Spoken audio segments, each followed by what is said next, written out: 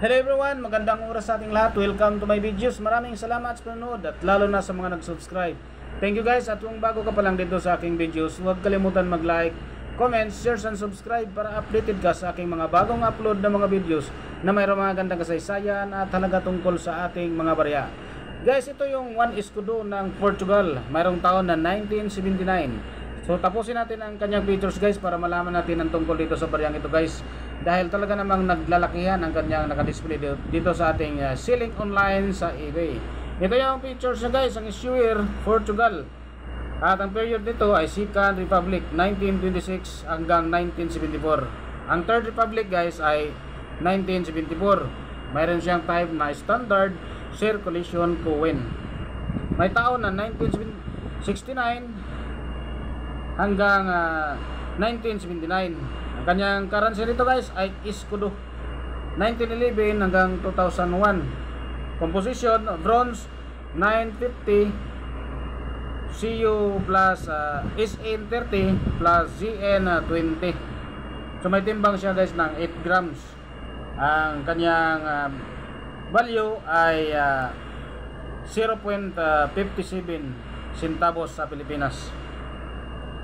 Meron siyang diameter guys na 26mm at ang kanyang thickness 2.03mm at ang kanyang shape naman ay round. Ang kanyang thickness ay mild. Orientation nito guys ay coin alignment. Na demonetize na ito guys noong February 28, 2002. Meron siyang number na A number 775. Meron siyang reference number na KM number 597. GOMS number R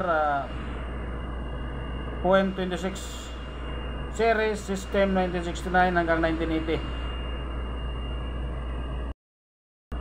Ito guys ang ating obverse, ang symbol of the Portuguese Republic. Mayroon siyang 5 shields, each containing 5 bisons and the date below. Mayroon siyang script na Latin.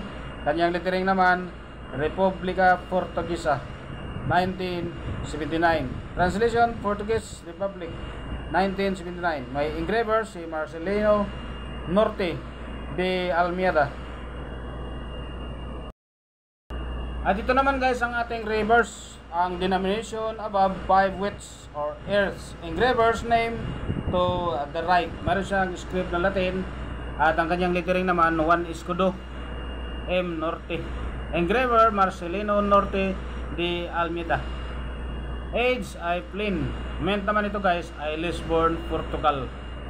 Ang comments, in 1973 the British Royal Mint produced 7,625,000 kapiraso guys.